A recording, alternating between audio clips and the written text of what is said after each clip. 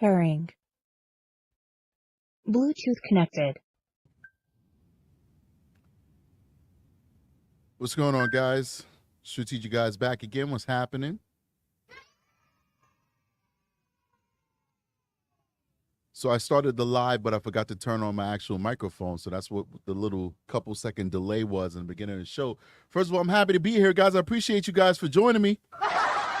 Yes, this is a joyous day for you to laugh at me now. Wrong button. What's the one that I want? Actually, this one will probably be better. There we go. We're monetized again. The I can't even speak. One more time. Started from scratch. The Strategic Eyes show has been monetized again, ladies and gentlemen. So yes, I basically deleted 90% of my content. YouTube went over it. They said, okay, you are now, how should I say, complying with our rules and regulations, and they allowed me to monetize the show again. Let's do it. Of course, I had thousands of dollars waiting to be dropped into my account for the first time in my YouTube history because I had shorts that one of my shorts has 13 million views on it. So thousands of dollars waiting to be dropped into my account, but then YouTube canceled my membership in the partnership program, and all that money is now in YouTube's hands. So in the YouTube partner program for years, never get more than a few dollars a month. Literally, like I rarely ever break $100. So unless I do like a live and people are dropping super chats and stuff like that. Okay, maybe might get $200-300 or something like that. Like I tell you people, I do it for the love, right? So finally, I get my big break. One of my videos catches the algorithm. I get 50,000 subscribers, 13 million views on one video, 5 million views on another video. I got a boatload of money getting ready to come into my coffers. I already know what I'm going to do with it. I had it mapped out. And then YouTube decided, oh, no, we're going to demonetize you. We don't like your content. We don't like your content. We're going to demonetize you. And so all that money up in smoke. It's gone, right? So it's good to at least be able to, once again, be able to get compensated for when people do watch the video. And I appreciate that. I didn't know if I was going to actually try and remonetize because there's a certain freedom with not being monetized. You don't have to worry about YouTube watching you as much as they watch you when you are part of the partnership program, because they give you extra scrutiny when you're in a partnership program because they're selling your videos to advertisers. And if they sell a video that their advertisers doesn't like, then it could hurt them on their end. So they give extra scrutiny to people who are monetized. So I was basically, you guys saw I haven't been banned in a long time. I was coasting. I was saying whatever I want on YouTube. It is what it is. But at the end of the day, it takes money to run this show. And, if I could get a few dollars, then that helps me. That's a few dollars I don't have to take out of my pocket to go ahead and pay for the show. At the very least, the show should pay for itself. I don't want to be, I'm not going to say I don't want to be. But I'm never going to be rich off of YouTube. Never going to be rich off of YouTube. The algorithm doesn't know what to do with me. All right. They don't know who to show my videos to because my views are all over the place, which I think every American should have varied views. I don't think we should ever be able to be called a Democrat or Republican, pro-police or anti-police. We should not. We should look for the truth. And the truth is always nuanced, in my opinion. So it is what it is. But it is nice to be able to pay for the show from the show rather than from my pocket. So hopefully, as we build up our membership again, as we make more videos, as we do lives and people can now super chat, we'll get to that point again where the show will pay for itself. I know it's going to take a little while, but hopefully we'll get to that point because guess what? It sucks when you have to pay for something out of your own pocket that's basically a labor of love, right? It is what it is. So anyway, you guys are awesome. I appreciate you guys for coming through. T. Williams in the building. Qui-Gon Tea Time in the building. W. Daisy Girl Williams in the building. David's in the building. All these are longtime supporters of the show. Erica B. is in the building. What's happening? Longtime supporters of the show. You guys are awesome. Make sure that you get your membership to the Strategic Eyes show. Even if you don't feel like you want to be a member for a long time, we're just starting out. It would be nice to get a little boost, get a little help. So if you don't mind subscribing for at least a month, that'd be great. Come on down, show love. The link is posted. We're going to post that again. Let me post that one more time for the membership. So go ahead. Don't be afraid. What's going on here? Oh, man. How do you hide this taskbar? It's in my way. All right, whatever. So, yeah, go ahead. Make sure that you hit that link and you become a member of the Strategic Guys Show. Support the channel so we could do what we do, which is entertain you with not just entertaining facts, but the truth. With the truth. All right. So, two things I want to talk about today. After this, I got to get out of here and go mow the lawn. Here's what it is. I was like, should I mow the lawn now or mow it later? It's like, you know what? It rained a lot. The more time I take to go mow the lawn, the better. And because more sun, more evaporation. And right now I have a battery-powered Ryobi lawnmower. It's pretty big. It's big, 22 inches. That's a big lawnmower for residential use. But because it's electric, it doesn't have the torque that a gas lawnmower has. So I've been looking into a gas lawnmower. And when I get things, I like to get things quality. So, I don't want to push one. I want a self-propelled one with the emulsion bag. And I'm starting to see prices between, the cheapest I've seen is like $379 all the way to $600 for my specific needs. And I don't know, that's a big purchase for me. So I don't know which one to get. I don't want to cheap out because it's $379 and then not be happy with it. But at the same time, I don't want to spend $600 on a lawnmower and it's too much for my needs, so I wasted my money.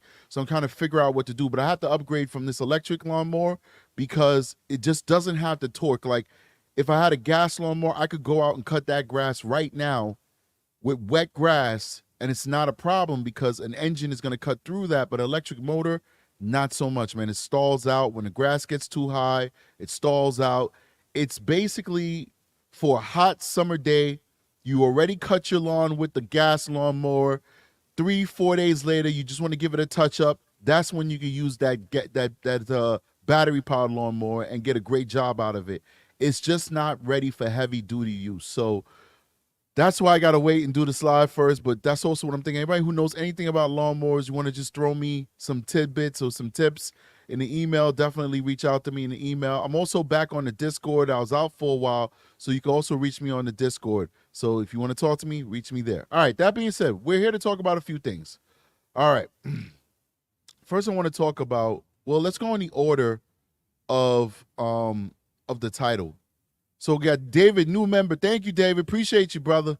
Long-time supporter. David's always got my back, always supporting the channel. For anybody who hasn't become a member, it's okay. I'm not one of those YouTubers that guilt trip people. You could be a long-time supporter just by watching the show. That's perfectly fine with me. All right? We're talking to people and we're reaching people from all over the world, right? And people have different means, different situations. Sometimes you just can't help, and that's okay. But thank you very much, David, for your help. David said he uses a Honda self-propelled. Now, I haven't seen any Honda branded lawnmowers in my area. The Lowe's, the Home Depots that I've looked at, even Amazon, which I've been looking on as well. But I've seen a few that have Honda engines, and it's funny you said that because I've said to myself, I think I want a Honda engine. There's another one, Briggs and something. That I heard has good engines and they're very reliable. They basically make engines for these other companies, but unless it's Briggs and whatever, I forgot the second part of that name. Unless it's them or Honda, I don't think I'm gonna mess with any other name brand. I definitely know Honda is reliable. So yeah, that's a good brand, good suggestion. I appreciate you. He says the secondary is a John Deere. John Deere, of course, top notch, American company, but once again, we don't have any John Deeres in my area that's not tractor style, and I don't need a tractor style one. I need a push one. And also John Deeres are very expensive. So now we're going to be talking about $899 and up, $799, $899, and I just don't feel like I have that much capacity for that type of a lawnmower. But good suggestions, I appreciate you. So we're going to talk about two things. First, we're going to talk about this Ole Miss frat boy situation. And I want to tell you my thoughts on that. And then we're going to talk about this thing that's kind of like quietly creeping up on the internet where people are having debates about it, where the NFL draft happened and almost 90% of the black athletes who were drafted, which was the majority of athletes that were drafted because NFL is a black-dominated sport as well as basketball, but the majority of the black athletes had white girlfriends. And I want to talk about that. But first, we're going to talk about Ole Miss. Because Ole Miss, first of all, a university down in Mississippi, historic university, been around for a long time. They had a lot of issues in the past with racism and stuff like that, integration. There was whole student protests and violence when it came to integrating Ole Miss back in the day. They have Confederate ties. A lot of their graduates from back in the day, their donors, their legacy people were Confederacy members. I mean, this is like something you'll find. This is the legacy of the South. All right. So if you look hard enough anywhere in the South, you're going to find these things. Okay. But recently, Ole Miss was in the news because there's some controversy over some pro-Palestinian protesters and some frat boys and just other people. It wasn't just frat boys. It was just Ole Miss students. But I guess the most prominent people who are involved in the back and forth were the pro-Palestinian protesters and the frat boys who attend Ole Miss. And this is the segment of that whole debacle that really made the news and was a big deal. So just give me a second. Let me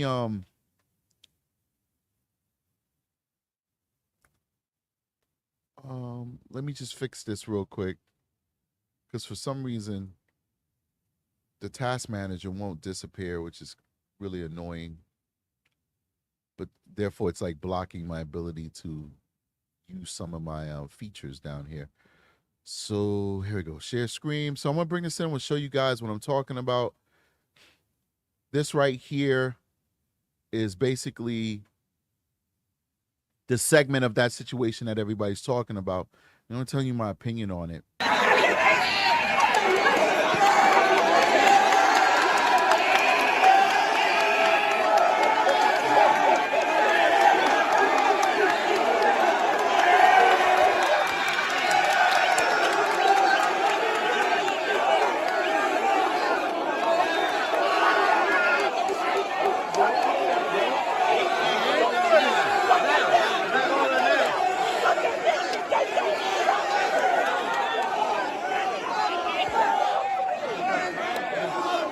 Yo, it's amazing how like one instant in your life can destroy your life for the rest of your life. One mistake, one misjudgment can destroy your life for the rest of your life. Let's keep going. We'll talk more about it.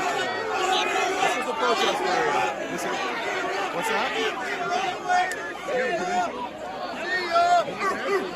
I want you to see like what these other guys are doing.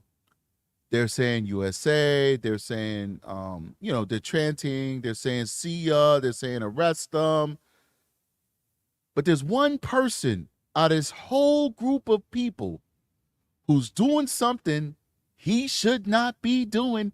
We're going to get into it.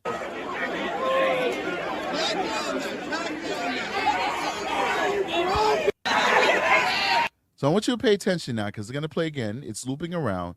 And now I want to bring your attention to the young man who has literally destroyed his life and the storm that's coming for him, because he's already starting to experience repercussions. The storm is gonna get worse for this kid. It's gonna get worse for this kid. Check this out. First of all, I feel sorry for this lady. Number one, I don't believe in her ideology. I've had some health issues. I think I've spoken to you guys about it. I haven't gone into details. Maybe one day I will.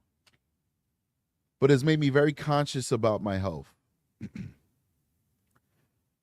And I don't know if you guys noticed, but I've lost a lot of weight. I was never a fat, obese guy, but I had weight on me and I struggled with weight. But I lost a lot of weight because I had a wake-up call, this health issue that I had.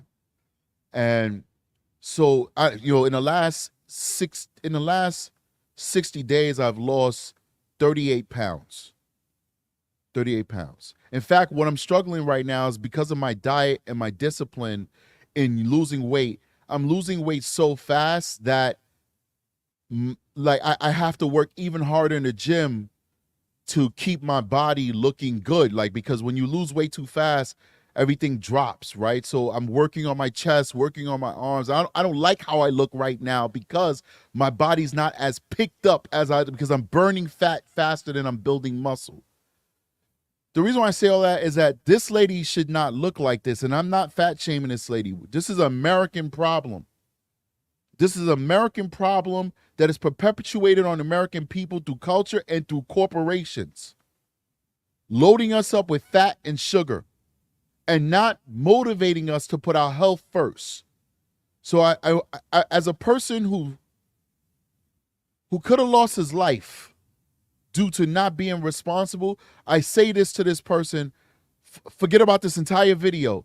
Please take your health seriously and take care of yourself, because you don't have to look like that.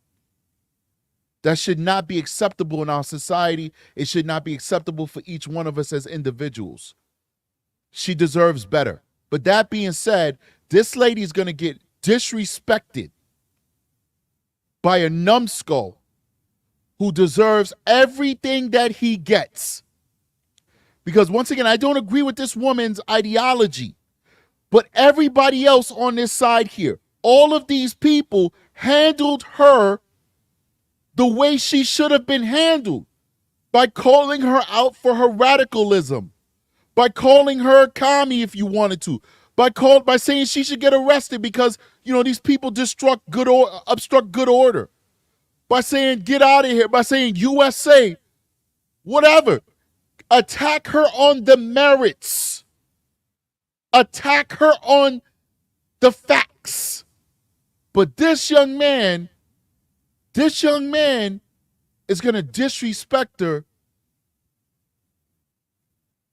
I'm a loss for words. Just watch what this kid does.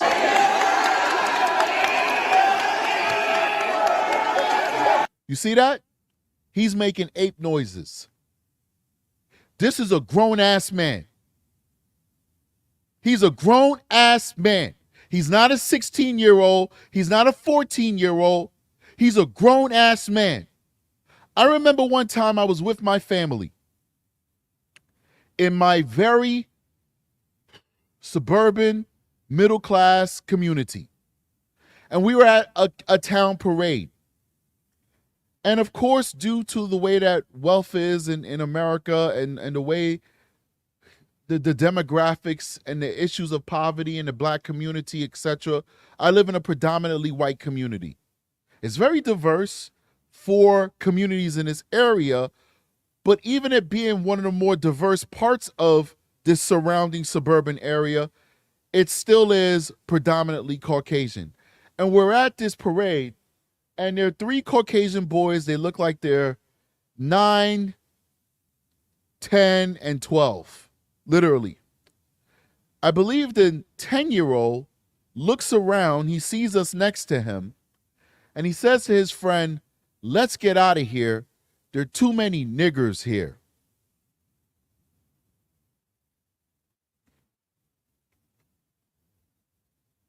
Woo! Goddamn. And so all the Caucasian people in the area was like, "What the hell? You crazy little kid. Da, da, da. Oh my God, I'm so sorry, sir." To my whole family's there. Me, the wife, the kids, the whole 9. And my son wasn't born at the time, so it was just my girls. And I said, "Guy, everybody calm down. Calm down. I'm not offended." And he said, "You're not offended? Why wouldn't you be offended? Why?" And I said, "Look at how old these kids are. They're repeating what their parents said. Now, if their parent was here and said that to my face in front of my family, yes, I probably would have to move out of the county because I'd lose my job. I wouldn't be able to pay my mortgage. It is what it is. I get it. But these are kids. And they're parroting what they hear their parents say. Their parents are probably saying, "I remember when this county used to be nothing but rich white people. Now we got all these black people and the Latinos moving up here. What's going on here?" Mind you, these Latinos and these blacks aren't renting. They have good jobs that they can afford these $750,000 houses. But I said, I'm not offended because this is a kid. This is a child that's parroting what his parents are saying. What I want to do is I want to pray for this kid, and what I wish I could do is have a conversation with the parents. But this is a grown man. This is a grown man. This is a grown man making ape noises. This grown man knows what the consequence of that is. This grown man knows what the history of that is. This grown man knows that that is called being racially motivated, disrespectful. What is the word fuck? I shouldn't be cursing because, I'm monetized now, right? I still think I'm not monetized. How do we know that that word is a curse? What is the etymology of that word? I don't even know. I'm using an example. I don't even know what the etymology of the word F-U-C-K is. I don't know where it came from. I don't know why we deem that as a disrespectful word, as a curse word, as a bad word, but we accept it. We accept it. We teach it to our children that it's not something that should be said. If somebody says it to us with vigor, we take it as insulting. We, as a society, have determined that that is not an appropriate word to use when you are being friendly, when you do not want to disrespect. The same thing goes for this. Why is it that all of these other white people who are doing God's work, by the way, because I 100% agree, because I think this is the same situation where some of the frat boys defended the American flag. I think it is treasonous to dethrone, I'm going to say throne, to dethrone the American flag and put another country's flag or territory. It's not even a goddamn country. So these guys are doing God's work. They protecting the flag. They doing God's work. They standing up to these protesters that want to shut down their college campus. Why is it that we can't see nobody else going the racial angle? Everybody else is going the patriotic angle. Everybody else is going, the righteous angle, the I'm going to attack you on the merits of the argument angle. But this idiot. So I don't have no sympathy for this guy. I don't have no sympathy for this guy. He took it there. He's got to own it. Because he didn't have to go there. He could have called her fat. That's disrespectful, but hey, it is what it is. He could have called her a commie. He could have called her unpatriotic. He could have did all those things, but he chose to be juvenile, racist, and disrespectful. He deserves everything he got. Let's go to the comment section. I think that says Tao of Apathy. What's going on? Thanks for coming through supporting the Strategic Eyes show. Hope I said it correctly. Tao of Apathy. Says when I think he said when they put it up and were literally assaulted, which was worse. Well, if they assault, I think he said talking about the flag when I said putting up the flag. If these individuals are assaulting people, they need to go to jail. They need to, if there's students in that school, they need to be expelled. They need to face consequences. See, I'm not averse to consequences. I'm all about accountability.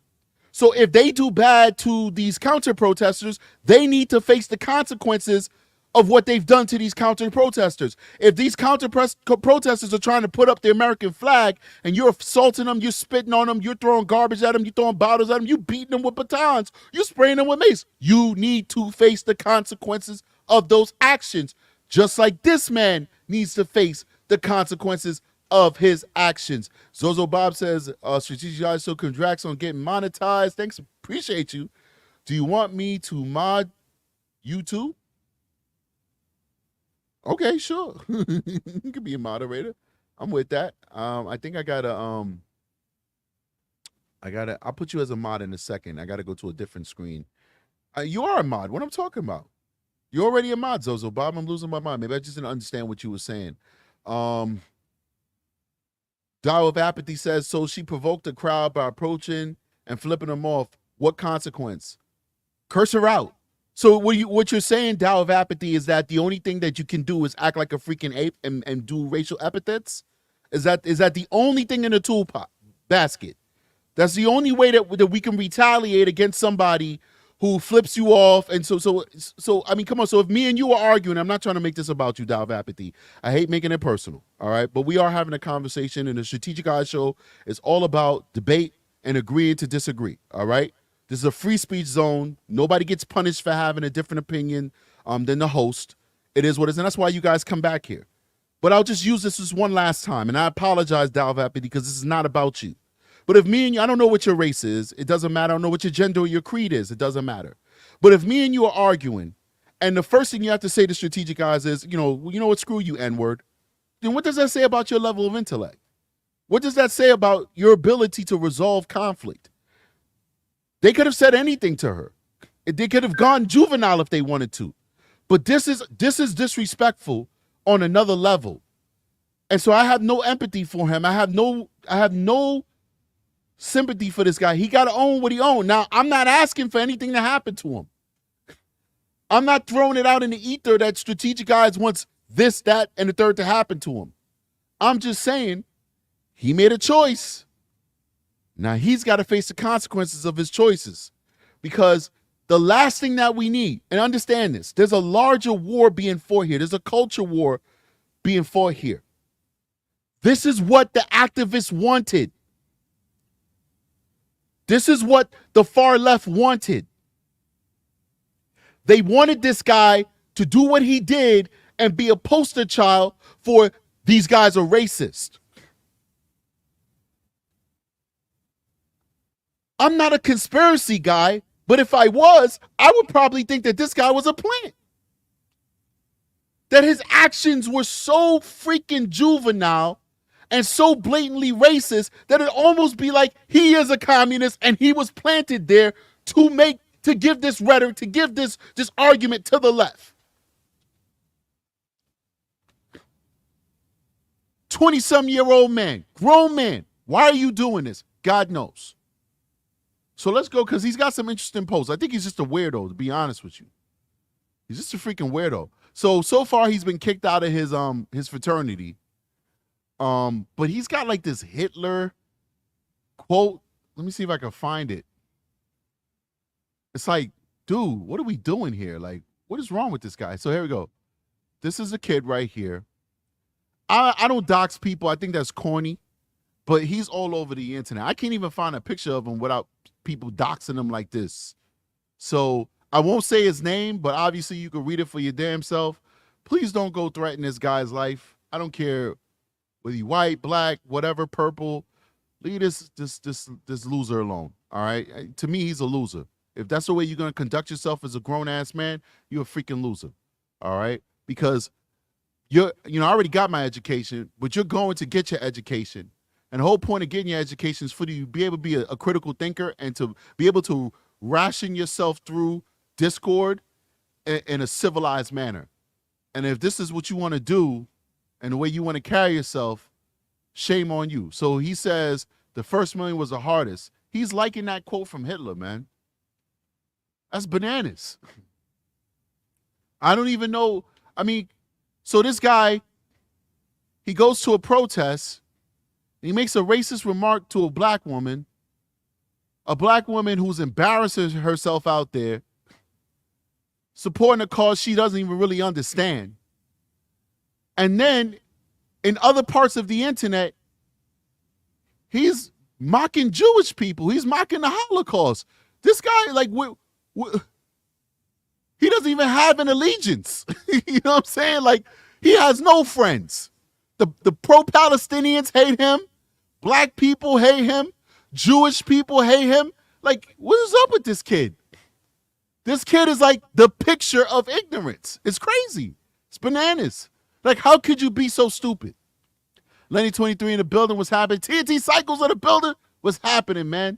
Thanks for coming through, guys. You guys are cool. Appreciate you for supporting the channel. Dow of Apathy says, so his job was to learn, but he should know better. Yeah, but some things you should learn a long time ago. You know, so, like he's a grown ass man. Like, I mean, listen, if you want to support him, go ahead. I'm not going to judge you. I don't think you're a bad person because you have empathy for him. It is what it is. You know, I mean, listen, I believe in the death penalty now. But there's a lot of people who don't believe in the death penalty and have empathy for those who have been sentenced to death. Doesn't make them bad people. All right. There are innocent people who have been executed. And so to me, that's a problem, that we would ever be able to execute an innocent person. So there's always arguments on both sides. But to think that a grown-ass man who's in his 20s, because he's not 18 or 19, this guy's in his 20s, would need to learn that it's not appropriate to make racist monkey noises at a black person.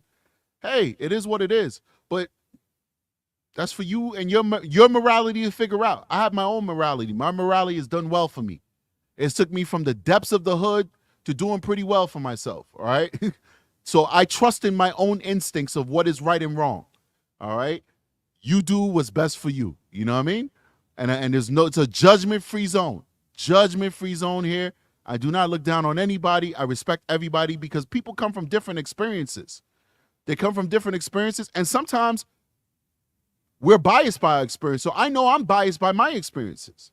My experiences have biased me, you know, and it took a long time for me to go from where I was being a super liberal person who was afraid of Caucasian people because I was brainwashed by by MSNBC and all these folks to think that white people's out here to destroy me, to get to a point where I'm at now where I know that that's all bull crap and it's horrible that we're indoctrinating people in this mindset. We all gonna get to where we got to go in our own time. So I never judge people for thinking however they want to think. Let's go back to the Susan Eckenstee's in the building. What's happening, Susan? Thank you so much for coming through, supporting the channel. Once again, guys, we are monetized again. The Strategic Eyes Show is monetized again. So if you were a member, please consider becoming a member again. If you never was a member before, consider becoming a member now. Just support the channel. Let's build this back up. I'm starting from scratch. I'm starting from zero. Starting from the bottom. We're going to try and make it back to the top. Dow Vappy says, now I'm not supporting. I'm withholding judgment until I get a clear picture. And that's respectable.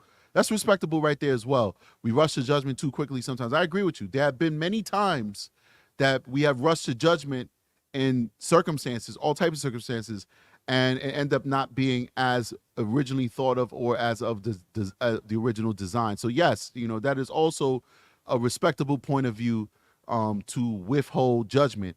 I've done that in many of these cases, especially these cases, the Jacob Blake case, the Rashard Brooks case, when everybody was saying that these cops murdered these folks in cold blood. I withheld judgment, and I ended up being right. I was 100% right that those officers were heroes and they were not criminals. And they were not racist, and they did not go out there looking to hurt a black person. They just was unfortunate circumstances, and you know, it is what it is. So you listen, if that's the approach you want to take, definitely it's a respectable approach. But I think I saw with my own eyes what this kid did, and I mean, I don't really know what more context I would need personally. That's just me. You know, if you just showed me this picture, I would say I need more context. I think I need more. I need more context. You just showing me this picture here, but when I see this,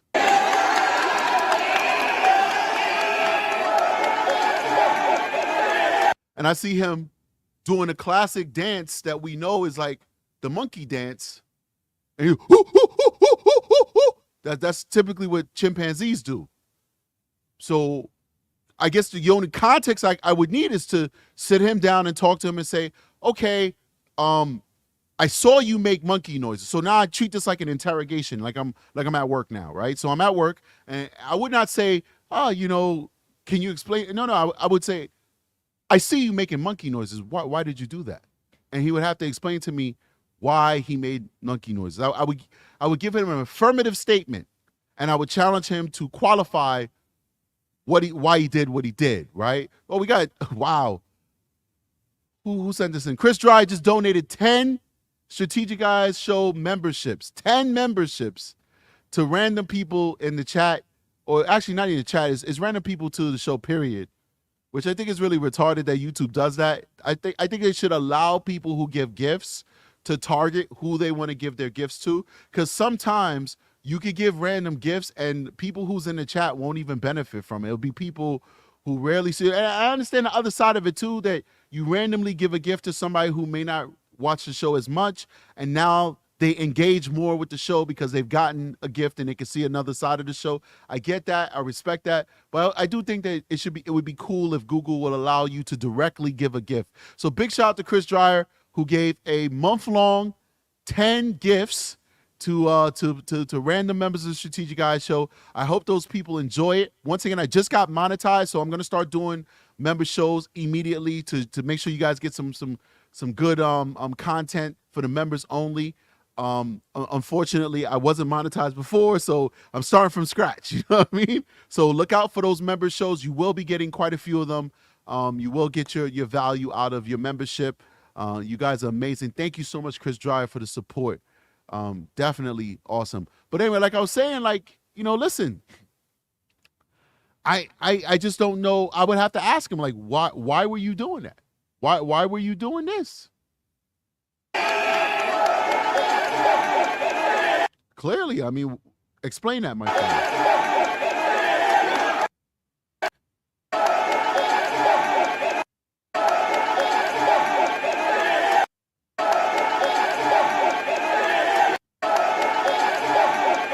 The funny thing is, like, this guy looked at him like, what the fuck? Like, at least that's what I got him. Like he's cheering already. And he's looking at him like, are you fucking serious? And notice nobody else is joining this guy. Everybody else here has common sense. Everybody else here has common sense. Anyway, I'm not going to beat a dead horse. We're going to go on to the next topic after I read the comments real quick on why black athletes seem to have all these white girlfriends during the draft. I don't think you guys know what I'm going to say. You might find it educating or illuminating, or you may not. I don't know. Some people may be happy with what I have to say. Some people may not. I don't know. We're gonna figure out soon, and then we'll get the hell up out of here. So TNT Cycle's been building says it's hard for me to be mad at him when the last 10 years whites have been called racist for any and everything. There comes a point you just embrace it and laugh. I agree with you, and I disagree with you. I think a travesty that we've had in our country is the demonization of Caucasian people, where white people have been viewed as racist when they've just questioned anything about race, when they have supported people like police in certain circumstances. I think it's horrible, it's terrible, and it has created a big divide in our country. But I don't think that you should ever allow ignorance to win. I don't think that somebody say, well, you know what? Somebody keeps calling you a rapist, so I'm just going to go out there and be a rapist. That's kind of like your logic right there. You know what? You keep calling me a thief, so I'm just going to go ahead and steal. Or, you know what? Let's do something a little bit more reasonable. Oh, you know what? Your wife keeps calling you a cheater. Your girlfriend keeps saying that she thinks you're a cheater. She doesn't trust you. So, I'm just going to go out and just cheat. I'm going to go and have intercourse with a strange woman because I keep getting accused of being a cheater. So I'm just going to go ahead and go out and cheat. This doesn't make any sense. At the end of the day, what is your morality? What is you should not allow society to make you do something that you know is morally wrong and morally bankrupt. So I agree with you. White people have been demonized in this country in the last few years, especially during George Floyd and all that good stuff. I wouldn't even say the last 10 years.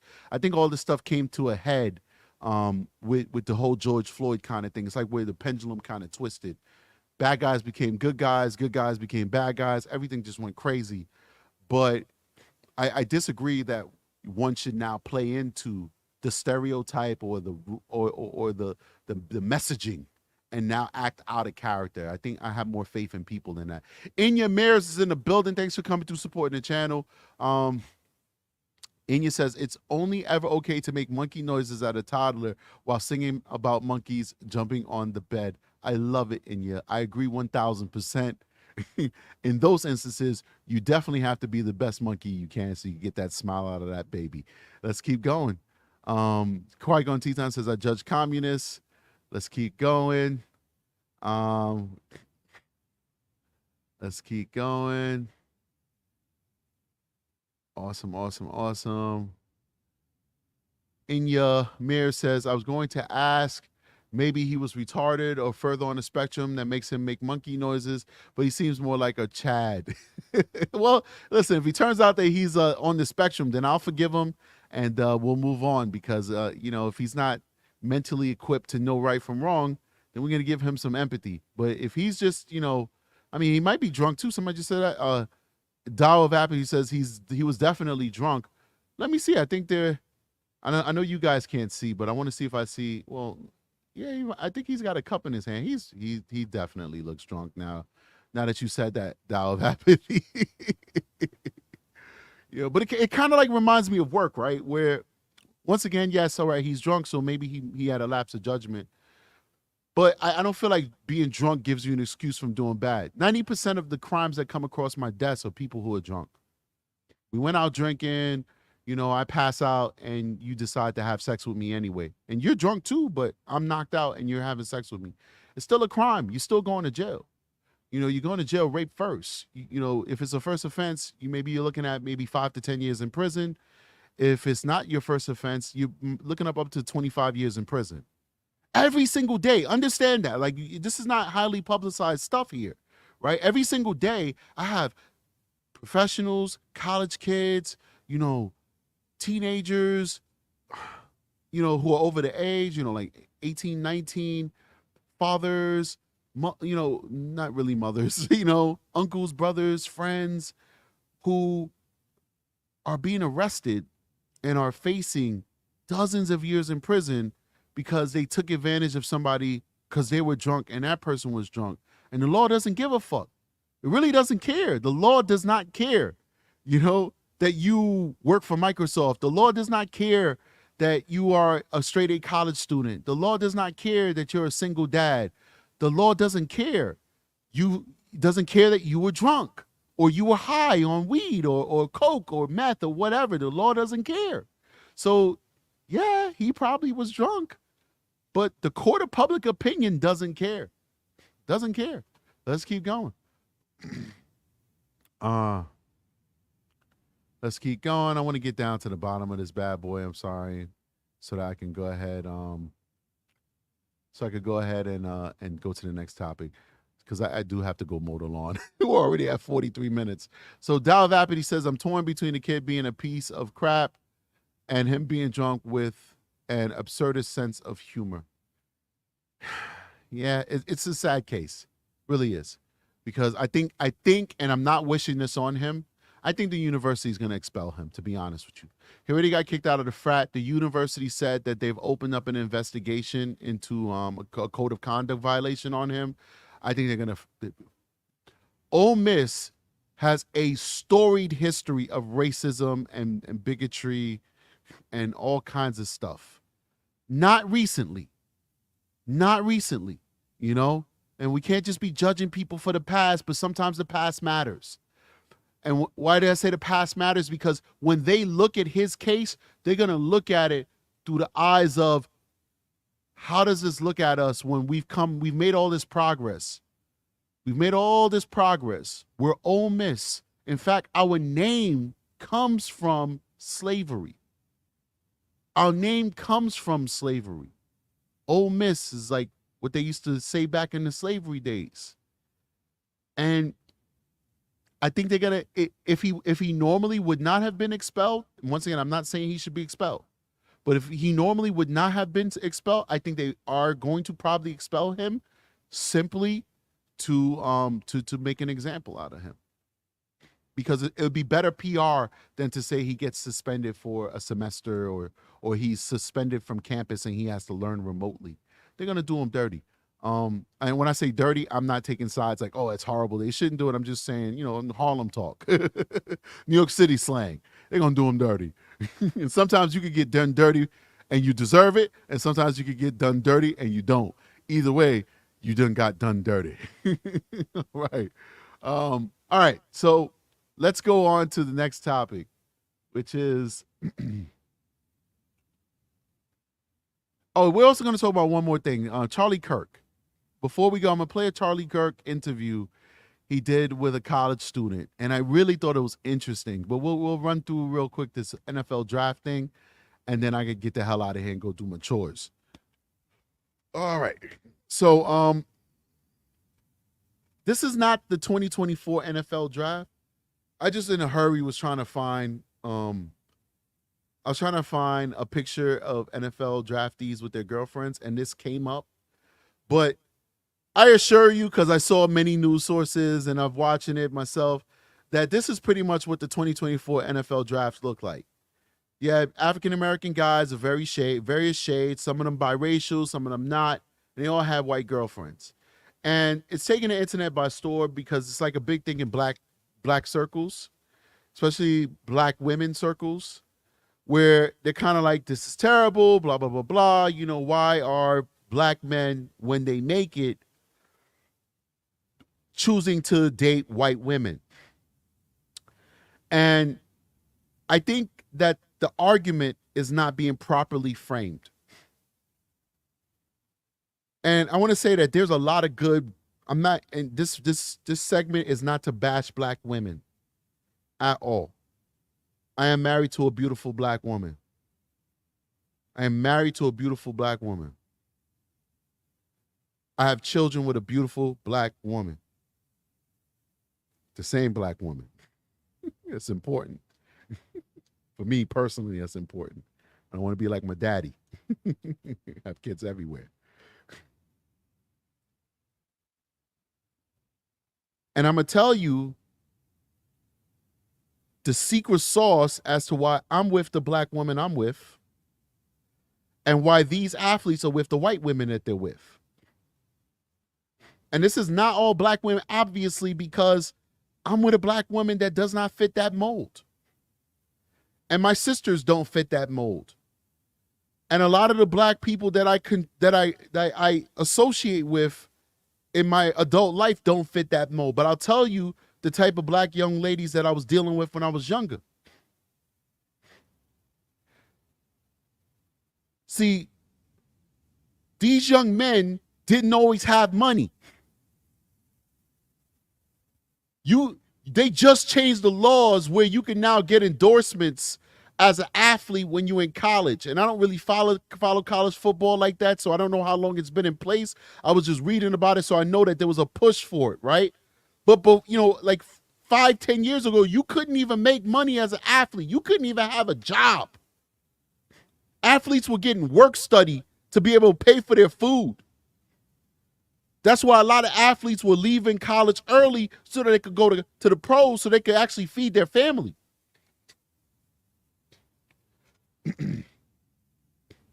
That's one of the reasons why they changed the rules and allow athletes to now get endorsements while they're in school and make money off of their name, because the NCAA was making all the money off of these athletes and not giving them a dime to take care of themselves and their family.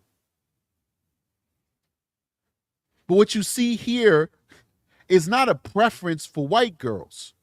What you see here is a preference for culture. A preference for culture. See, when I was in college, a lot of black girls didn't even want to date. They were like, yo, I'm focusing on my school. I just want to focus on school. That's it. I don't want no boyfriend. I don't like the ones who, at least some of them wanted to play or whatever, but they didn't want to get serious. They just want to focus on school, focus on their career. The white girls I dated, on the other hand, wanted to build bonds, they would help take care of me. I was very poor. They would buy me food, cook meals for me, and still focus on their school. The black girls didn't even want to deal with me. They were like, nah, man, I'm focusing on school. You want to have some fun? We can have some fun, but I'm not getting serious with you. That's one segment. I respect them more. But then there's another segment that's like, you got to be the flyest dude. You got to have money now. You got to take care of me. You got to this, you got to that.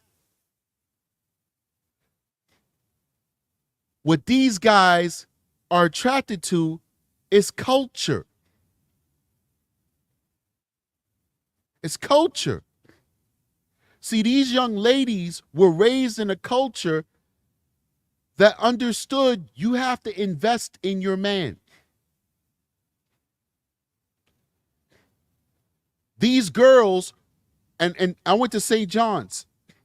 I didn't finish at St. John, I finished at another university, but I went to St. John's for a few years. That's a basketball school in Queens, New York, a very good, prominent school in New York City. I knew some athletes. I spoke to athletes. These girls would do their homework. These girls would cook food for them. These girls would never argue with them. These girls would lend them money. These girls were investing in these athletes.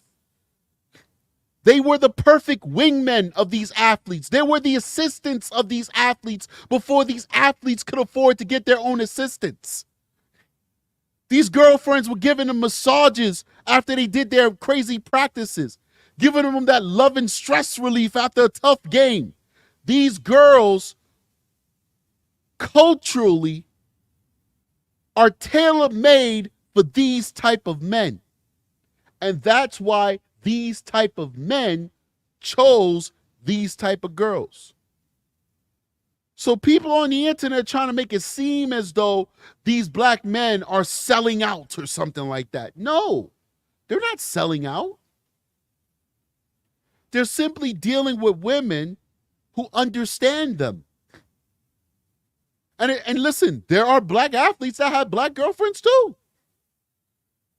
Because like I said, it's not all. We're not stereotyping here. There are going to be young black women who understand this same game that these white girls understand. And they're going to play it. But these girls understand these men. These girls understand that these men are the prize. All I kept hearing about from these young ladies I was trying to date, I'm in the nursing program. I'm in the pharmacy program. I'm gonna make so much money. It was always me. They didn't even give a damn that I'm in the same damn college as them, getting the same education. They didn't even care what I was trying to do. They just wanted me to know how much they did not need me and how I should be happy that I at least had the opportunity to be in their presence or in their bed. You think these ladies come with that same approach?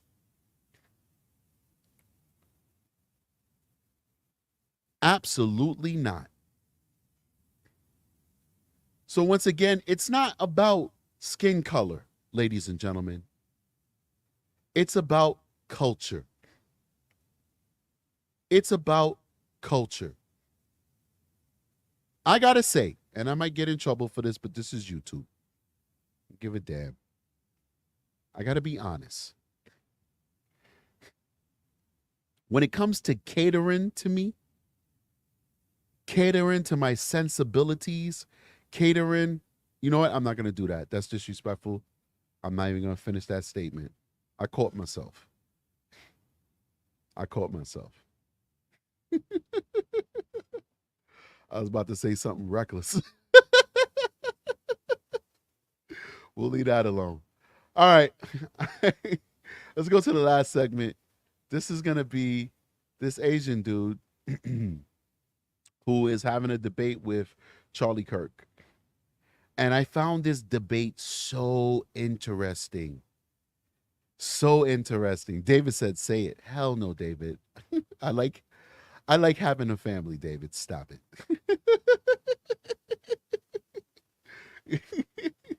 No, I wasn't going to say nothing too bad. I was just going to talk about past relationships or whatever. And that's just not appropriate, you know. I love my wife. I would never disrespect her and talk about a past relationship or something like that. That's crazy. Because I would not appreciate her doing that to me. You know what I'm saying? So you got to give respect to receive respect. You know what I mean? And she don't watch the show, but maybe she might decide to watch it, or maybe a friend of hers or a relative may watch it. You know, listen, she's a good woman. She gave me some beautiful children. I don't want to disrespect. You know what I'm saying? You know what I'm saying? David said he got a new bear fridge, man. Love it. It wasn't gonna be too crazy, but you know, it's something don't have to be too crazy to not be respectful. You know what I'm saying? You gotta love your people and treat your people well. That's it.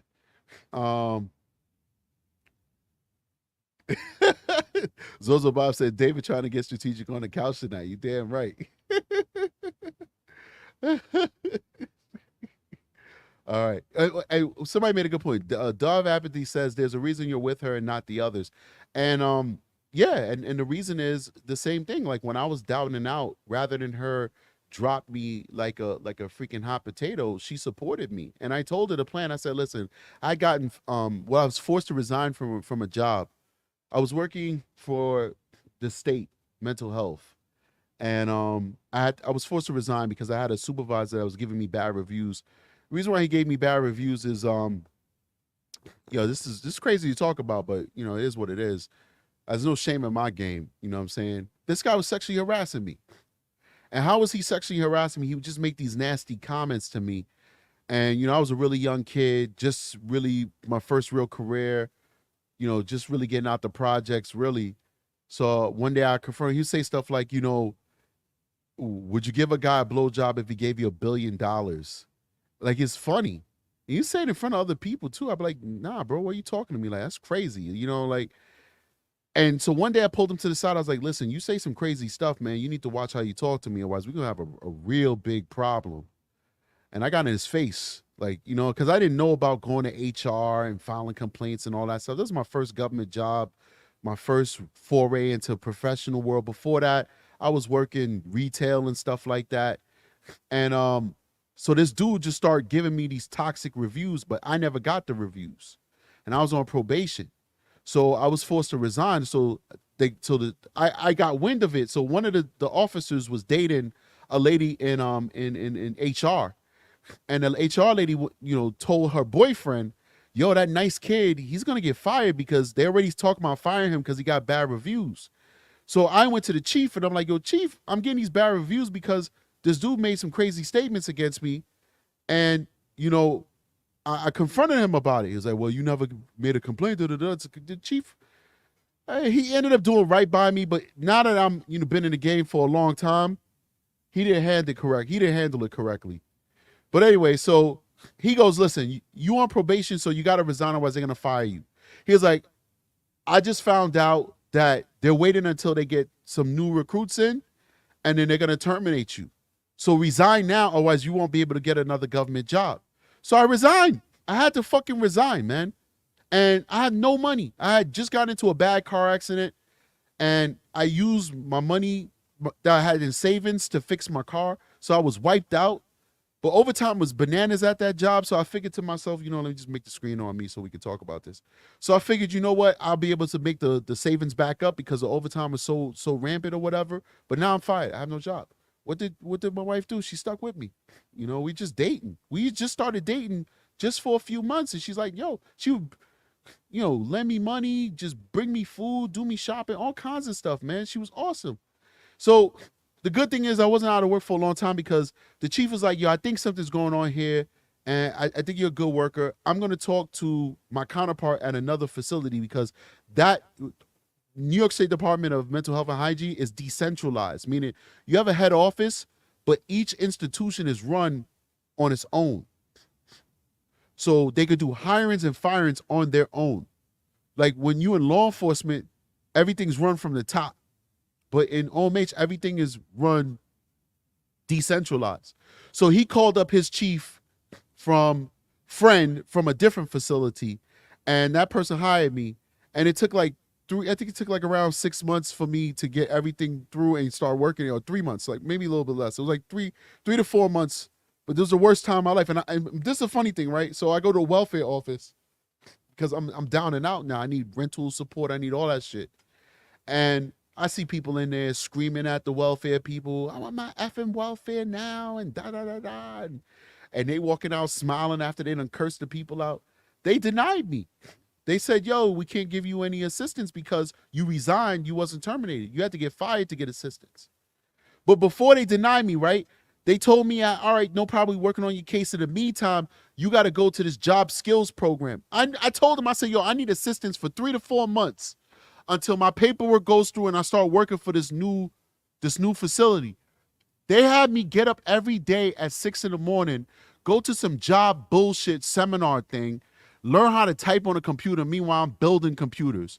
Learn how to do a resume. Meanwhile, I'm I'm in college. Well, at the time I was taking a break from college, but I did like 2.5 years in college. I know how to do all of that stuff. Like it was terrible. It really was terrible. Just for them to send me after doing that for 2 months. 2 months going to that damn seminar thing, right? Spending money I don't have to go on the train. They send me a letter saying you are declined because you resigned. You weren't terminated, so you can't get welfare. They could have just told me that from the start, and then I wouldn't have gone to that dumbass job program and wasted my goddamn time. I could have looked for an interim job. I could have went to a construction site and seen if they needed a laborer or something. Like I could have did something. You know, I could have said, "Yo, listen, man, I'll do deliveries for you for the pizza shop for 2 months until I actually got it." You know what I'm saying? I was going to this program thinking that I'd get rental assistance. So what ended up happening, right? What ended up happening is I ended up having to go to the government to get what's called a one-shot deal at the time, which was a loan that was that to pay off my back rent so I didn't get evicted. That was cool that they did that. And then guess what happens? The government screwed up and charged me 3 times for the loan. So I called them like, what's going on here? I was like, you gave me a loan for X, Y, and Z. Why do I see 3 times that amount? Oh, we may So I had to go through mad different people. First, they're like, nope, you got to pay it. I'm like, what do you mean I got to pay? You didn't even give me that amount of money. You want me to pay money that came from space? I think the one-shot deal was for like $2,500 or something, like, or $3,000. Like two months rent, something like that, right? And they're like, but they want me to pay like $6,000 back. I don't know. It's really weird. So finally, I keep calling. After like 2 weeks of calling almost every day to speak to every supervisor, I spoke to one guy. And he goes, listen, clearly we made a mistake here. I was like, yeah, I messed up. I messed up. Y'all messed up, but I do owe you the money. I have no problem paying you what I owe you. Just you fix the numbers. He's like, I'm going to take care of it for you. The dude erased the entire debt. I don't know if I should say that. I didn't do it, but he erased the entire debt. So God is good. God acts in mysterious ways. I know I went on a whole long tangent, but the base of the story is that she stood by me throughout that entire ordeal. She never was with me for my money. She never tried to milk me. You know, she always supported me in the things that I wanted to do. And I really do appreciate that. And that's what makes her stand out from the rest. All right. Let's keep going. Zozo Bob says, strategic, there are bullies like that in a lot of jobs. I dealt with one until I threatened him in front of my boss. You know, the funny thing is these people, that's why these companies be getting sued. Like if I'd have known, like, when you growing up in the hood, you don't know a lot about stuff. You know, I remember one time an NYPD officer gave me a fake ticket. Like literally. They literally gave me a fake ticket. You know, it's terrible. Like literally a fake ticket. Like I was pumping gas on 145th and Lenox. There used to be a gas station over there. If you look it up, you're not going to see a gas station no more. It used to be one over there. I'm pumping gas on 145th and Lenox. I have my car, right? Cop comes up to me, says, yo, let me get your ID. I said, why? She says, give me your effing ID. I give my ID. I'm like, why? I finished pumping. I put the gas in the thing. I have no ID. I moved my car because other people want to get gas. There was a Dunkin' Donuts that was connected to the gas station. The cop and like 3 rookies go sit down in the gas station. He comes back like 20 minutes later. I'm sitting on the hood of my car. Comes back 20 minutes later with a trespassing ticket. Say not trespass. Say I was trespassing at a gas station. I still want to know. I wish I could like find that ticket to find out who did that. I want to write him a letter. You know, like for like the rest of my life in every law enforcement job I had to explain that. I had to explain that ticket. So I go to court, right? And the judge is like, all right, so you're trespassing in a gas station. It's $50. I was like, whoa. I said, no, judge, not guilty. Y'all got to feel me. You know, I started singing Jay-Z. So the judge said, oh, you want to plead not guilty? I was like, Your Honor, here's my receipt. Here's a receipt. Because when you plead not guilty, they're supposed to give you another court date. But he said, receipt. I was like, yes, Your Honor. Let me see that. He looked at the receipt. He looked at the ticket. He says, where's the officer? Where is he? Where is that officer? Where is he now? Bring him here. He's like, he's not here. The dude didn't show up. That's what they used to do. They to write you fake tickets and then they don't show up and the tickets get thrown out. But they wrote their quotas because they had quotas back in those days. That's why the community relations between the NYPD and the black community was so shot, because they had quotas. You had to write this amount of tickets. You had to arrest this amount of people. So what do? You go into low-income communities and you write fake tickets on regular people. So guess what? For a regular Joe, so they threw the ticket out, right? For a regular Joe, that ticket means absolutely nothing to you. You move on with your life, no problem. But for somebody like me who's working on all these different levels of law enforcement in state and local governments, well, guess what? It shows up.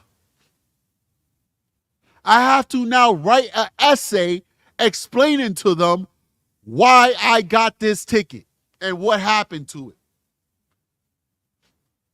And guess what? Human nature says that when you write in an essay, this officer gave me a fake ticket, probably because I was poor, maybe because I was black, I don't really know. The most often white guy who's looking at that application thinks you're just making excuses. There's another one that I got for an open container of alcohol. That was another illegal ticket that I was given by the NYPD when I was a teenager. When I wasn't a teenager. I was 21 years old. It was my birthday. I'm not going to say the date, but it was my birthday, midnight. I'd never drinking alcohol before. My friend said, yo, you a man now, take a sip of the Zima. So I had the Zima in a brown paper bag, and I took a sip of it. But you could not tell that it was alcohol. So the officer saw, he's like, yo, what you got in the bag? I was like, why? He's like, give me that. He takes it. Oh, you got alcohol. I'm going to write you a ticket. Guess what? It's illegal to have an open bottle container of alcohol in New York City. But it's also illegal to illegally search a person to figure out that it's alcohol. The only way you can write that ticket is if you visibly see that it's alcohol. If the brown bag is all the way to the top, you can't say that that's alcohol. You can't write that ticket. Somebody said Zima. Remember how old that is? They don't even make Zimas anymore, I don't think. So what the officer wrote on a ticket that I never knew is that I was riding a bike on the sidewalk illegally. And while riding that bike, he had probable cause to stop me. And then he observed that I had the alcohol. He lied. So once again, I'm going for a law enforcement job. They ask me about all this stuff. I give them the two situations, the trespassing, and I give them the open bottle container, and I write it out. That was dismissed as well, by the way. I write it out. They come back to me as like, you know, you could be disqualified if you're not honest with us. I said, what you mean? Whatever do you mean? I was like, I've been very transparent with you, so I don't know what the issue is. And mind you, I had already been in law enforcement working for a massive agency before that with stellar accolades and all that stuff. So I'm like, what are you talking about? Like, I've been through this 1,000 times already. She comes back and says, well, it says here that you were riding a bike. And I said, I wasn't riding no goddamn bike. So then I said, I said, I don't want to talk to you no more. I want to talk to your supervisor because the way you came at me was unprofessional, especially when you know that I'm already in law enforcement. I was like, you reinvestigated me for like the third time. This is like my fourth law enforcement job. You don't think that I went through this with all those other people and you come talking to me like I'm just like a regular applicant that just came off of being a pizza man or something like that? I want to speak to your supervisor. So the supervisor come in and I talk to him. I explain. I'm like, yo, listen, obviously, I was like, because I kept all my records. So I'm like, look at the ticket right here. It's all like yellow and shit. It's super old. It's like 15, 20 years old. I was like, you see anything about a bike on that? He's like, yeah, I know. Then he's like, you know what? Those people down in New York City was wilding out back in those days, man, giving a lot of fake tickets and harassing a lot of minorities. This is a white guy telling me this. He's like, don't worry about it. I'm signing you off. You're good to go. The lady come back in with a different attitude. Like he told her, you need to straighten your shit out. You know what I mean? And she's like, okay, no problem. Let's keep going. You know, whatever. So this stuff, I'm ranting. It is what it is. But this stuff has consequences on people's lives. Because I should not have to be explaining fake tickets. I should not have to be. You were basically putting a scarlet letter. I stay out of trouble. I never got arrested. None of that stuff. And you putting this scarlet letter over my freaking head when I did the right thing. I grew up in the trenches. I grew up in the depths of the hood and stayed away from all of that negativity. Survived it. Watch people get shot in front of me. I've been shot at. All kinds of stuff, man. You know what I'm saying? A blood cut me right here. I still got the scar from when a blood cut me here, man. Come on, man. I done made it through, but yet I got to explain your fake illegal tickets. So this stuff matters, man. I don't even know why I started telling you guys the story, but whatever. Let's go to this. Let's go to this debate that this guy had here. So very interesting stuff here. So this is Charlie Kirk. I don't know if you like him or hate him, but some of his content is very interesting. You create a company that's like close to being a fascist, and then okay. How am I? Sorry. Let's go through this. How am I a fascist? Dude, Can you name one thing I believe that's fascist? You believe that you on. Oh, shit. Don't boo. Let him think. But I'm such a bad fascist. I let the people who disagree in open mic to talk to me for 2 hours uninterrupted. Okay. I'm an awful fascist. Sorry, this kills me. This kills me. Like, these folks, they'll call you things and they don't even have no evidence of it. You notice I rarely call people racist, because if I can't see in your heart, or you're not blatantly telling me you're racist, I'm not gonna call you a racist. Like, even a kid who was being a monkey to the black lady, I said what he did, it was a racist act and a racist trope, but I didn't say that he's a stone cold rapist. I said rapist, racist, because I don't know what's in his heart. Maybe he was drunk, maybe what, I don't know. But I know that lady didn't deserve it. He's calling this man a fascist. Prove it. And then when Charlie Kirk says, well, how am I a fascist? Silence.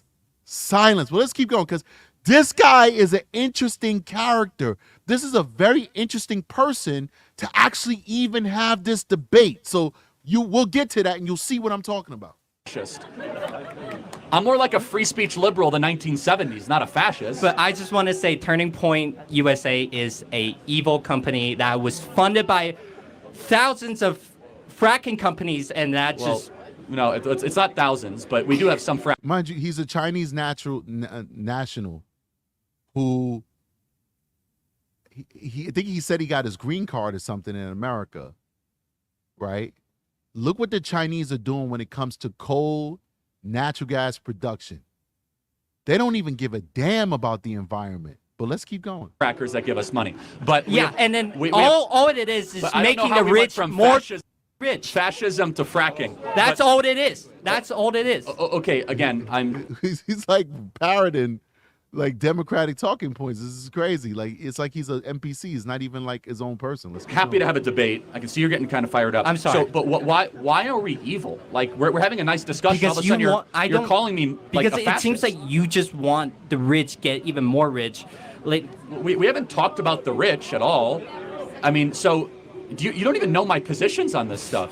Regular degular, baby, what's happening? At all. And by the way, just so we're clear, the wealthiest counties in the country all vote for Democrats. You know that, right? 8 out of 10 of the wealthiest counties in the country vote for Democrats. The wealthiest people, absent Elon Musk, are all on the left. Jeff Bezos, George Soros, Mark Benioff, Mark Zuckerberg, Laurene Powell Jobs. On the left, yes. The richer you are, the more likely you are to be a Democrat and on the left. Explain that to me, please. The numbers speak for itself. The Democrats are the party of the oligarchy. Can you name one tech CEO outside of Elon Musk that is a conservative? I personally think. Let me think. Peter Thiel. Yeah, that's one. That's one. Larry Page, Google, on the left, worth $120 billion. Sergey Brin, Google, $130 billion on the left. Laurene Powell Jobs, Mackenzie Bezos, Jeff Bezos. If they're on the left, what has they done that was like? What has they done? Okay, interesting. But Zozo Bob says, didn't Charlie get rid of his token sister Candace? I don't really know much about Charlie Kirk. I'm not really a Turning Point USA. I'm not gonna say fan, but like I don't subscribe to what they do. I listen to everything on the internet. But I think you might be talking about the Daily Wire, and that is Ben Shapiro and I think Jeremy Boeing or something on Boring or something. I think that's like the CEO of Daily Wire. So we know that she got fired from the Daily Wire I don't know if you're mixing up the two, but regular Douglas in the building says, right, Chinese have no room to talk about environmentalism. Let's keep going. quote unquote, to Or even capitalism. Like China is supposedly communism, but they've got the most inequality out of anybody. Like they have an oligarchy. You know, like they literally have a ruling rich class that is very much about capitalism, right? Like, so this is really interesting because everything that he's complaining about is problems that are currently being faced in China. And he was not born in the US, nor was he brought here at a very young age. He just got here and he's already jumping into our politics without even a deeper understanding of what's happening here in America. And that's the thing. Like, I'm not one of those people who say, oh, you can't say nothing because, you know, you're not a real American. Americanism comes in different faces. If you got your green card, if you got, you know, you're American. If you pay taxes and you can vote, you're an American. But if you don't know nothing about our culture and our political environment, why are you talking? You know, there's some things that I'm not going to comment about. I don't really get into the abortion debate because I don't really know much about it. And, you know, it doesn't really affect me as a man. You know, I don't really get into, you know, the religious stuff because I don't really live in that space. So it doesn't affect me. But I'll talk about taxes because I understand that. You know, I'll talk about spending and funding because I understand that. I'll talk about foreign policy because I understand that. He's talking about things he doesn't understand, and all he's doing is repeating talking points he's heard on MSNBC. do the left stuff. Well, okay, so Larry Page gives money to left-wing NGOs all the time. Like, if you're on the left, I don't think you will ever be this rich. Well, they are. You know why? Because the left because they're not. No, because they're. He's so misinformed, man. So misinformed that people on the left aren't rich. Your savior, Nancy Pelosi, is one of the richest Congress people in America. Like, what are you talking about? Most Democratic Congress people are multimillionaires. Are you serious? Like, these people are looking at him like, dude, like a lot of these folks agree with his ideology, but even they're like, you're not the one to have this conversation. You're ignorant to the actual topic, dude. Shut up. Let's keep going. Not. The left is a scam. The left uses How is this? Let me tell you why. It's a good question, actually. The left uses people like you that think that, oh, we're going to fight the rich. Well, they protect their oligarchy. While you guys have to keep on working hard and never own anything, when we conservatives are the ones that actually want to restore the American middle class and bring jobs back to this country. How would you restore? Let me See you later, Susan. Love you. Let me finish. The left uses people like you every day, and they use people on you by the trans thing, the abortion thing. Keep voting for us because the fascists are going to take your rights away. That's right. When who's funding the left? The richest people. George Soros. Do you know who George Soros is? Who is funding? Dude, I have never seen a leftist organization come to campus spreading their propagandas. Well, because the whole university is a leftist organization No, it's spreading not. propaganda. It's liberal. There is a clear-cut difference between a leftist and a liberal. Please make you're that coming right. after this in a good way because I'll just say Democrat politics, okay? Okay. Almost every major, powerful, wealthy person in the country, over $100 billion in net worth, with the exception of one person, Elon Musk, is on the cultural left and gives money to the left. Mark Zuckerberg gave $400 million in the 2020 election to help get Joe Biden reelected through the Center for Technology and Civic Life. Mackenzie Bezos. That helps his case. Obviously, he would donate money to his. Oh, okay, but hold on. One second. Mackenzie Bezos with $45 billion, major Biden backer. Laurene Powell Jobs worth $20 billion. Steve Jobs' widow, one of the most radical left-wingers in the Emerson Collective. Mark Benioff from Salesforce worth $12 billion. One of the most radical left-wing guys that you'll see out there. The eBay guy, Omador, one radical left-wing. It's so important for you on the left. You guys are being scammed and gamed, because they talk a good game about building the middle class, but it is not the party of democracy. This is the thing. The thing is, the truth of the matter is that you're not going to find that on the right either. All right, the right kind of pivots there a little bit because they want to counter the left, but the truth of the matter is the system is broken. Neither one of these guys, or rather, neither one of these parties care about the middle class. Neither one. Let's just be honest here. Okay, even when we have Republican presidents, Republican senates, Republican houses, the middle class is no better off.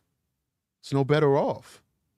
It's just that simple. Democrats come in and all they do is pander to the ultra poor and pander to the rich. That's it. That's it. I was watching a congressman on the floor talking about the fact that in his hand he had a bag. He had a bag of bushings. If you don't know what a bushing is, it's usually like, it could be metal, but it's most often rubber. It's like a shock absorber. Basically, that's what a bushing is, a shock absorber. And these were aircraft grade shock absorbers. So yes, they had to be made quality, right? But that bag of bushings, that if you sold that to any other manufacturer, if you sold that to American Airlines, they were for airplanes. If you sold them for American Airlines, they would cost $100 for that bag. But just because our military purchased it, $90,000. That was no lie. That was no bull crap. That bag of bushings was $90,000. Why was it $90,000, you might ask? Oh, because they have to be traceable all the way down to the last nut and rivet. So these particular bushings are made with unique IDs to be traceable in the event there's a failure. Aircraft investigators can trace back to that specific mechanism that failed. That cost $90,000, ladies and gentlemen. Stamping that bushing with a unique ID costs $90,000. That a bag of bushings that you could go buy anywhere on the internet for everybody else would cost $100, but because the U.S. military is buying it, costs $90,000. That's under a Republican administration. That's under a Democratic administration. Nobody cares about us because where's that $90,000 coming from, ladies and gentlemen? It's coming from the pockets of the middle class. Nobody cares about us. But you know what? I hear you. I hear you, Charlie. You ain't telling no lies, but you also not telling all the way truths. Because if you want me to believe that the Republican side is better than the Democratic side, you're going to have to try a little bit harder. I'm not as dumb as this idiot who's trying to debate you with no facts. It's the party of oligarchy. And you can go fact check me tonight. Okay. And you might actually have cognitive dissonance. Type in this. Wealthiest counties in the country. They almost all vote for Joe Biden. Who gives the most political donations to the left? All the wealthy people. Go look up the top billionaires on the Forbes list, the top 100. Only about 10 of them give the Republican, the other 80 give the Democrat, the other 10 don't give at all. It is mind-blowing when you realize the shift in power the last 10 years. Republicans used to be the party of the rich. You know what changed?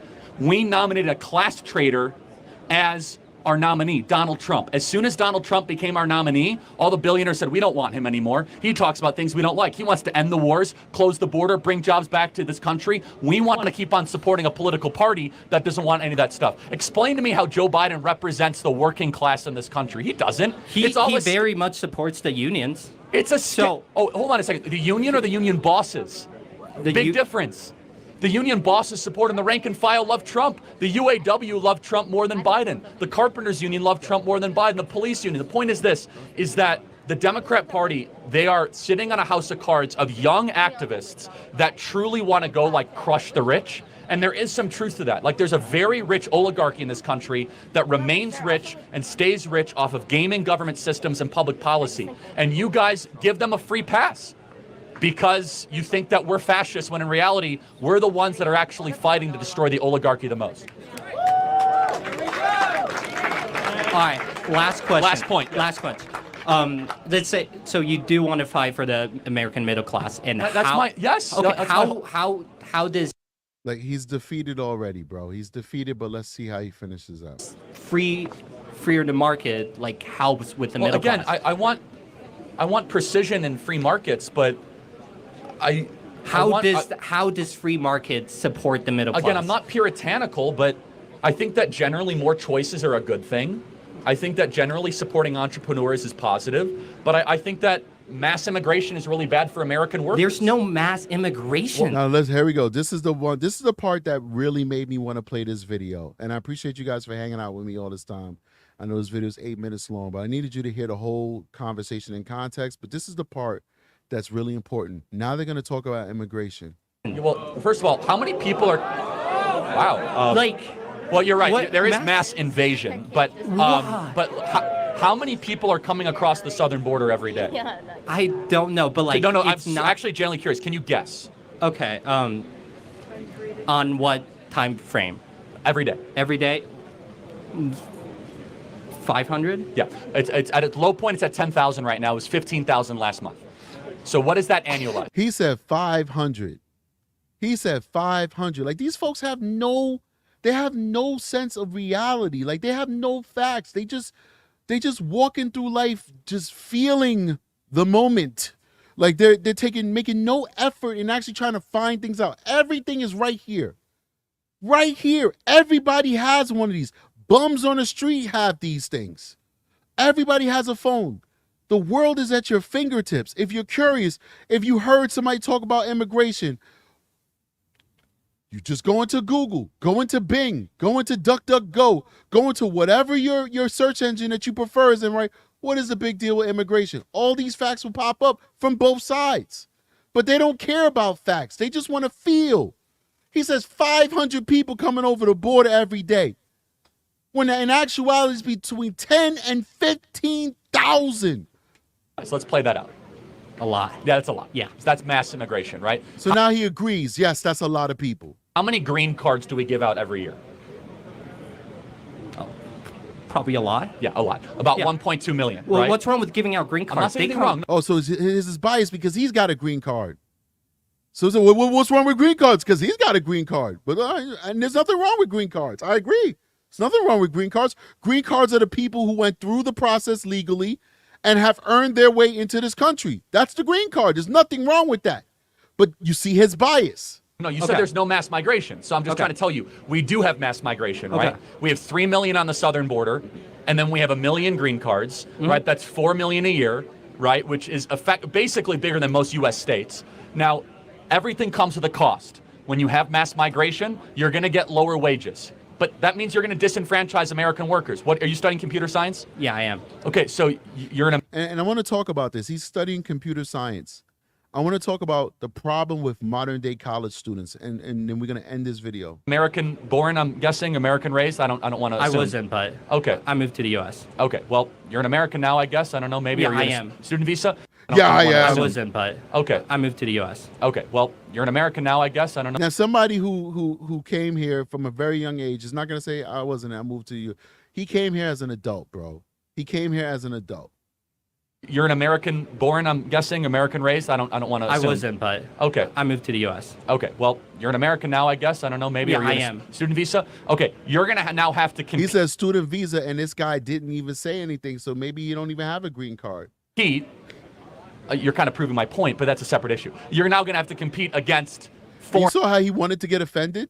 He didn't even know why he was offended. labor for your computer science jobs. I think we have a moral obligation to American-born workers to give them preference and priority and restrict the labor supply so that our computer science majors can have higher wages, not to have suppressed wages so some tech CEO can bring. All right, so this is where I disagree with Charlie, but I agree, but I disagree. I think he's conflating the whole green card thing, right? If you're here on a green card, that's a pathway to citizenship, right? Some people choose just to keep a green card because they want dual citizenship with their home country. Having a green card affords you all of the rights of being an American citizen, almost all of it. In that, if you do commit felonies, your green card could be taken away. Whereas if you get naturalized and become a full-blown American citizen, nothing can take away that citizenship, right? But as long as you abide by the law, you can keep your green card for all eternity, and you are entitled to every right and privilege of being an American citizen. But the conflation is that green card people don't work for less. You got a green card, you have a social security number, you don't work for less. You work for whatever the prevailing wages of wherever you're working. I think what he's conflating is when we bring in people on those N1H1 visas and all that stuff, those people can work for less. And in most instances, those folks work for the tech companies. So the people coming in on those special work visas, they work for less. Migrants who are coming over who are undocumented, they work for less. Obviously, they don't have papers, they don't have social securities, so they're taking off the books jobs, they're getting paid less. Those are the people who are driving down wages. The people on the special visas are driving down wages. The people who are undocumented are driving down wages. The people with green cards aren't driving down wages. So if this young man has a green card, he's not driving down wages. And if he has a student visa, he's also not driving down wages because he'll have permission to work and he'll get minimum wage, etc. He's not in the shadows. He's not in the shadows. He's a student. He can go to school. He can get a part-time job while he's here, make minimum wage or whatever the wage is for that job, go about his business. If he's got a green card, he's effectively an American citizen with a little asterisk next to his name, and he gets the prevailing wage. It is the people who come over on those special work visas who get underpaid. That's why the tech companies like to bring them over, because they pay them less. And it's the people who are undocumented who drive down wages as well. So I disagree with Charlie. I think he's wrong on that part. But let's keep going. Bring in a bunch of Indians and suppress their, no, nothing against Indians, but just, bring down their wages. Personally, I just think that, like, if you came to America and then receive a green card, I think you get to work however you want. Like, Okay. He's not articulate. I get it. English is not his first language, so we can't judge his intellect by his English abilities. Not at all, right? So, but I understand what he's trying to say.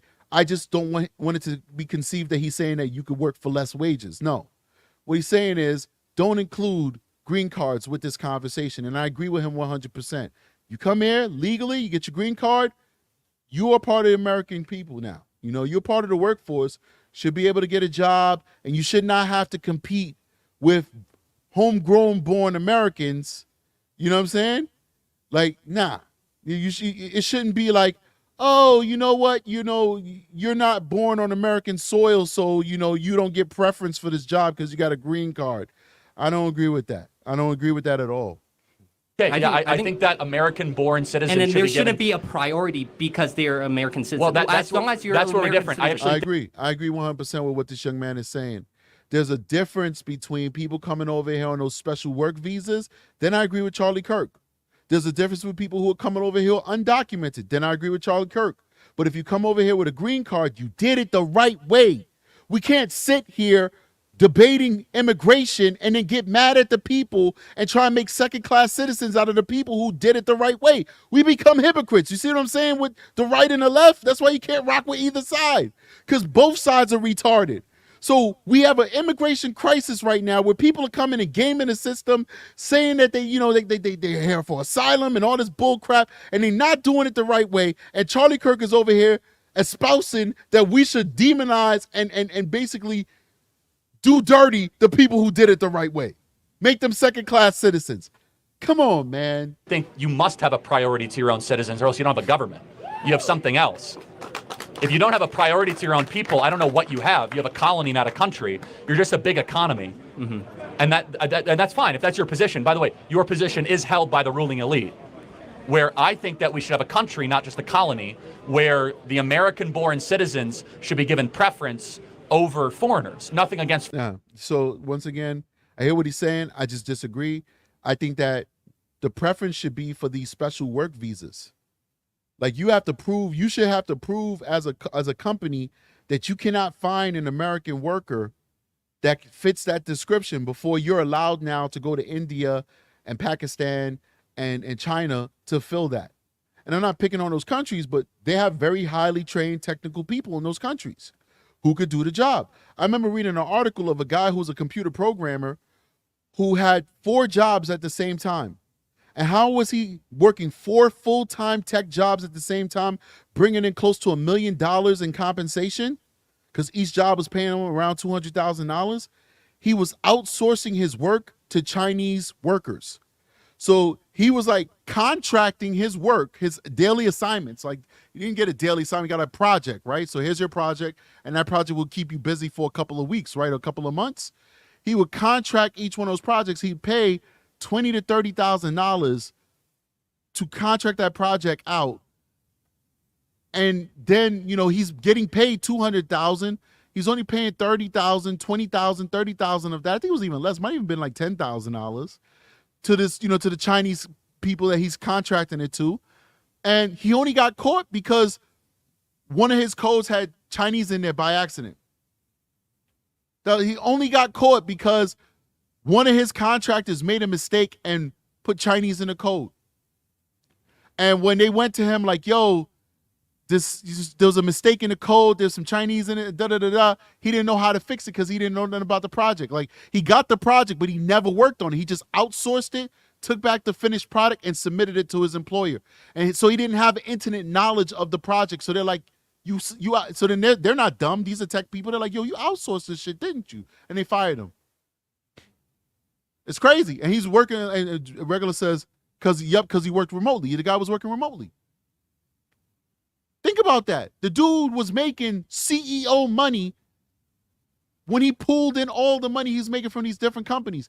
And he only got caught because one out of his many contractors made a mistake. And if he was more savvy, he probably would have been able to explain that mistake away and get away with it. But he wasn't savvy, so they were able to deduce that he was not being accurate and honest. The last thing I wanted to say was something that I noticed about this young man that's indicative about all these college students. These are very smart kids. They are. They're smart kids. They're going to be the driving future of our country. He's going to be a driving future of our country. He's not going back to China. He's here to stay. His education is going to help him be a successful American. He's going to have his money. He's going to make his money. He's going to pay his taxes. He's going to help make this country great. The problem is that this generation, they think that they know everything. It's not enough to say, I'm really good at tech stuff. I'm not really good at this social stuff. I'm not really good at politics. I'm not really good at, at this, that, and the third. I'm going to leave that stuff alone. See, when I was growing up, we kind of knew what our strengths were, and we kind of stayed away from things that we weren't really well versed in. And I think the farther back you go, the more entrenched people were with that stuff.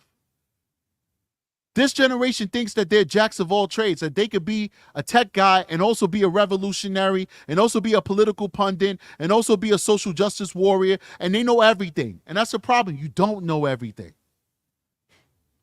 You don't have a grasp on every single social issue that exists in America, nor should you have a comment on it. I don't understand Native American and white American relations, so I don't ever talk about it. That's between Native Americans and white folks.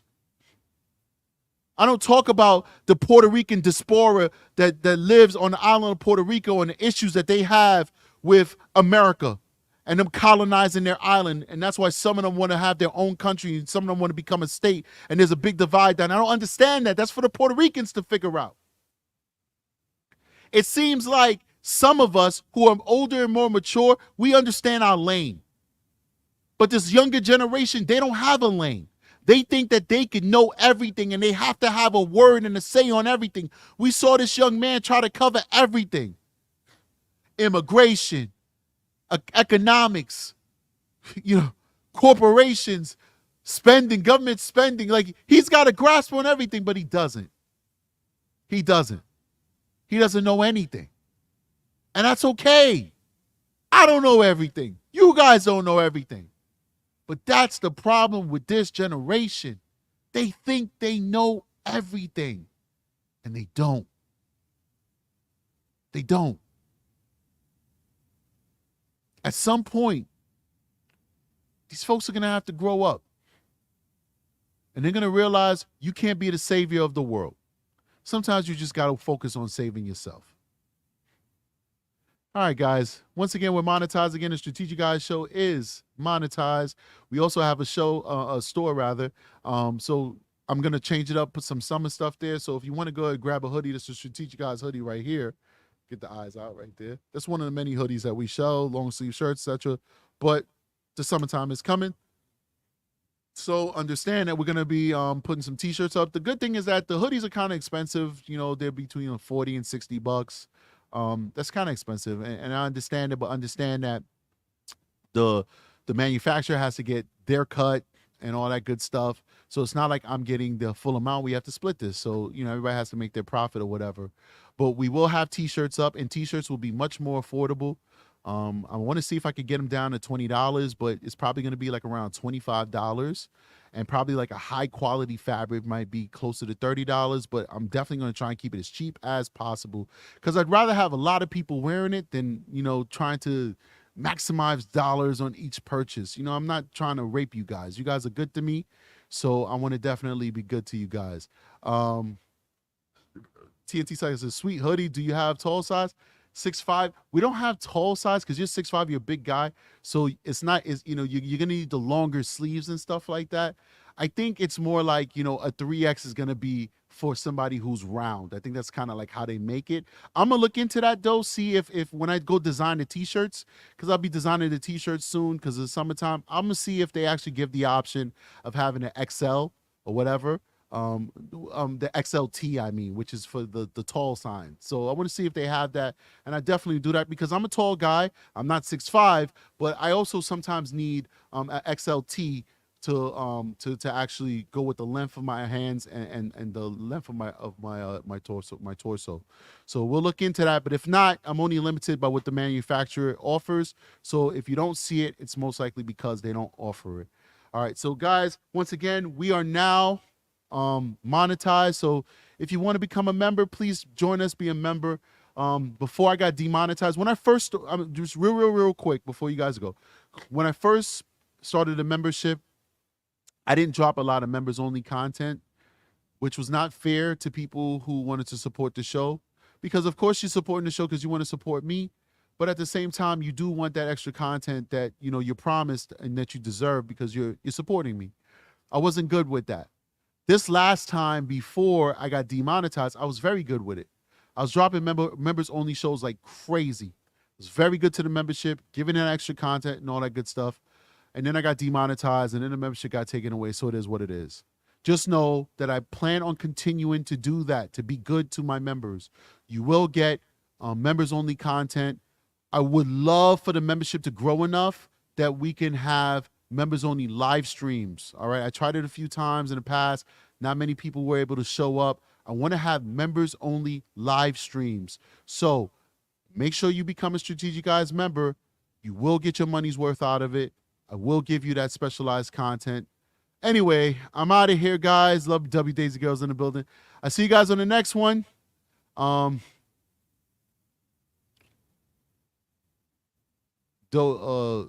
of Apathy says, I have a good day all.